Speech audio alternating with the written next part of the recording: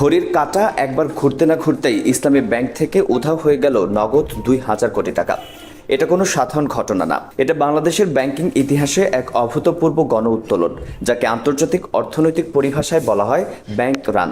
কিন্তু প্রশ্ন হচ্ছে, হঠাৎ কেন? কেন লাখ লাখ গ্রাহক একযোগে ব্যাংকে ছুটলেন? কেন এটিএম বুথগুলো এখন ফাঁকা কফিনের মতো নীরব?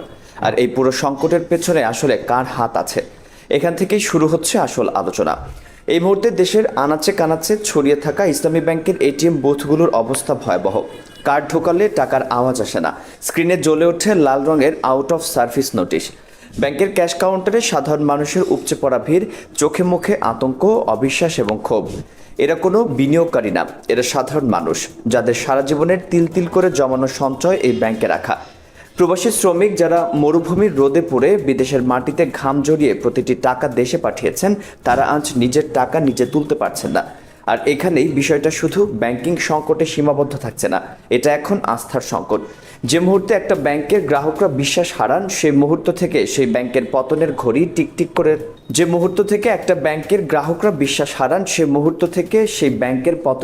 টিকটিক করতে শুরু করে। কিন্তু এই সংকটের সবচেয়ে অস্বাভাবিক দিকটা এখনো বলা হয়নি। সাধারণত যে কোনো ব্যাংকিং সংকটে কর্মচারীরা চুপ থাকেন, ম্যানেজমেন্টের নির্দেশ মানেন, জনসম্মুখে আসেন না। কিন্তু ইসলামী ব্যাংকে যা ঘটছে সেটা সম্পূর্ণ ব্যতিক্রম।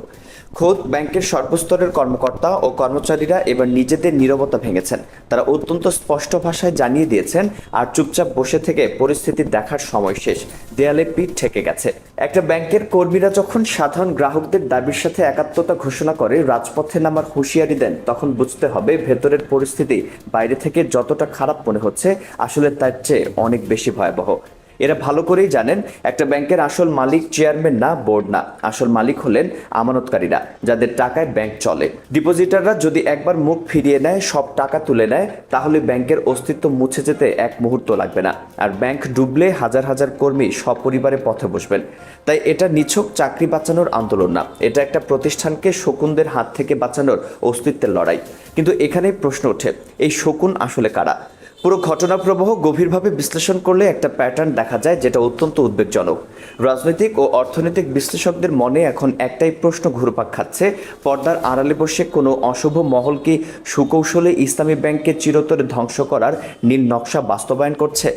এই তারল্য সংকট এখন আর শুধু ইসলামী ব্যাংকের সমস্যা না, এটা ক্যান্সারের মতো ছড়িয়ে পড়ছে দেশের প্রায় প্রতিটি ব্যাংকে। আপনি যে কোনো ব্যাংকের এটিএম বুথে গিয়ে দেখুন, অনেক জায়গায় একই চিত্র। কার্ড ঢোকালে টাকা আসে না, স্ক্রিনে ভেসে ওঠে হতাশার বার্তা। এটা নির্দেশ করে যে সমস্যাটা কাঠামোগত। একটা দুটো ব্যাংকের ব্যবস্থাপনাগত দুর্বলতা না, বরং পুরো ব্যাংকিং ব্যবস্থায় একটা গভীর ক্ষত আছে, যেটা এতদিন ঢেকে রাখা হয়েছিল। এখন সেটা ফেটে বেরিয়ে আসছে। সরকার যদি অতি দ্রুত দেশের ব্যাংকিং খাতকে স্বাভাবিক করার জন্য উদ্যোগ না নেয়, তাহলে এই অর্থনৈতিক ধস সরকারকে এমন এক বিপদে ফেলবে, যেখান থেকে উদ্ধারের পথ খুব সংকীর্ণ। এত লুণ্ঠন, এত রাজনৈতিক টানাপোড়েনের পরেও ইসলামী ব্যাংক এখনও দেশের কোটি কোটি মানুষের কাছে আস্থার প্রতীক। এটা বোঝা খুব জরুরি। সম্পূর্ণ শরিয়া ভিত্তিক পরিচালনা ব্যবস্থা, প্রবাসীদের রেমিট্যান্সের নির্ভরযোগ্য মাধ্যম, ধর্মপ্রাণ সাধারণ মানুষের সঞ্চয়ের ঠিকানা, এই ব্যাংকটার সাথে শুধু অর্থনৈতিক সম্পর্ক না, আবেগের সম্পর্ক আছে। তাই এই ব্যাংকের সংকট মানে শুধু আর্থিক ক্ষতি না, এটা সামাজিক অস্থিরতার বারুদের স্তূপে আগুন দেওয়ার সমান। কিন্তু অভিযোগ উঠেছে, বর্তমান ক্ষমতাসীন সরকার এই ব্যাংকটিকে রক্ষা করার বদলে উল্টো গিলে খাওয়ার নীতি নিয়েছে।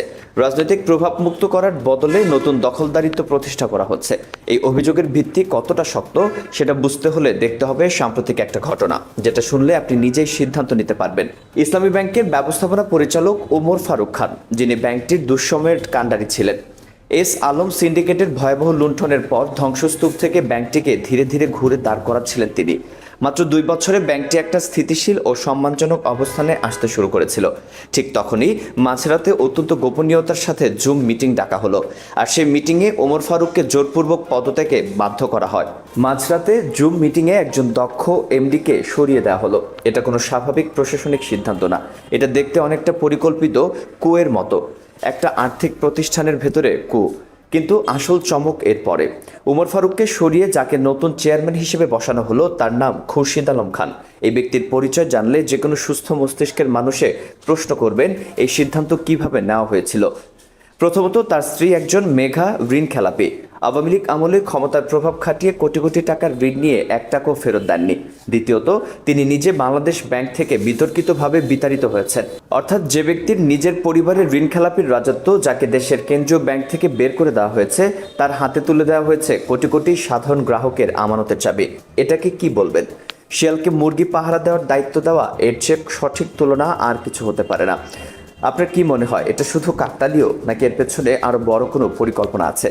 এই পরিস্থিতিতে জামায়াতে ইসলামের শীর্ষ নেতৃত্ব সরাসরি রাজপথে নামার হুঁশিয়ারি দিয়েছেন। তাদের বক্তব্য অত্যন্ত কঠোর এবং স্পষ্ট। তারা সরকারকে স্মরণ করিয়ে দিয়েছেন, সাধারণ মানুষের পকেটে হাত দিলে তার পরিণতি কি হয় সেটা গত 5 আগস্ট পুরো বিশ্ব দেখেছে। এই রেফারেন্সটা অত্যন্ত তাৎপর্যপূর্ণ। 5 আগস্টের গণঅভ্যুত্থানের স্মৃতি এখনও তাজা। সেদিন জনরোষের সামনে ক্ষমতার দম্ভ টিকতে পারেনি। জামায়াত সরাসরি সেই তুলনা টেনে আনছে। এটা নিছক রাজনৈতিক বক্তব্য না, এটা একটা পরিষ্কার সতর্কবার্তা। তাদের দাবি, ব্যাংকের লুটপাটের এই নোংরা খেলা অবিলম্বে বন্ধ করতে হবে। তা না হলে এই মাটিতে আরেকটি 5 আগস্ট ঘটতে সময় লাগবে না। আন্তর্জাতিক বিশ্লেষকরা এখন অন্য প্রশ্ন তুলছেন। সরকার কি এই সতর্কবার্তার গুরুত্ব আদৌ বুঝতে পারছে? মাঠ পর্যায়ের বাস্তবতা বুঝতে হলে সাধারণ গ্রাহকদের কথা শুনতে হবে। রাজন খান নামের একজন গ্রাহক সামাজিক মাধ্যমে লিখেছেন, যারা বাইরে থেকে এই আন্দোলন দেখে বিরূপ মন্তব্য করছেন, তাদের ঘুম সেদিনই ভাঙবে যেদিন তারা নিজেদের অ্যাকাউন্টে লাখ লাখ টাকার ব্যালেন্স দেখেও ক্যাশ কাউন্টারে গিয়ে শুনবেন, স্যার ব্যাংকে এখন আর টাকা নেই। এই একটা লাইনে পুরো সংকটের ভয়াবহতা ধরা আছে। তিনি মনে করিয়ে দিয়েছেন আওয়ামী লীগের আমলে সেই অন্ধকার দিনগুলোর কথা, যখন এস আলম সিন্ডিকেট হাজার হাজার কোটি টাকা লুটপাট করেছিল। এফডিআর গ্রাহকদের দিনের পর দিন মিথ্যা আশ্বাস দিয়ে বসিয়ে রাখা হতো। সেই দুঃস্বপ্ন থেকে ব্যাংকটি সবেমাত্র বেরিয়ে আসছিল, আর ঠিক তখনই নতুন দখলদারিত্বের কালো অধ্যায় শুরু হয়ে গেল। এই মুহূর্তে সাধারণ গ্রাহক থেকে শুরু করে কর্মকর্তা কর্মচারী সবার দাবি একটাই, রাতের আধারে জুম মিটিং করে অন্যায়ভাবে পদত্যাগে বাধ্য করা এমডি ওমর ফারুককে অবিলম্বে সসম্মানে পদে পুনর্বহাল করতে হবে, আর ঋণখেলাপি সংশ্লিষ্ট নতুন চেয়ারম্যানকে অপসারণ করতে হবে। এ দাবির পেছনে যুক্তি আছে। ওমর ফারুক সেই ব্যক্তি যিনি এস আলমের মতো শকুনদের হাত থেকে ইসলামী ব্যাংককে রক্ষা করে মাত্র 2 বছরে একটা স্থিতিশীল অবস্থানে এনেছিলেন। তাকে সরানোর পর ব্যাংকের যে অবস্থা হয়েছে সেটাই প্রমাণ করে এই সিদ্ধান্ত কতটা আত্মঘাতী।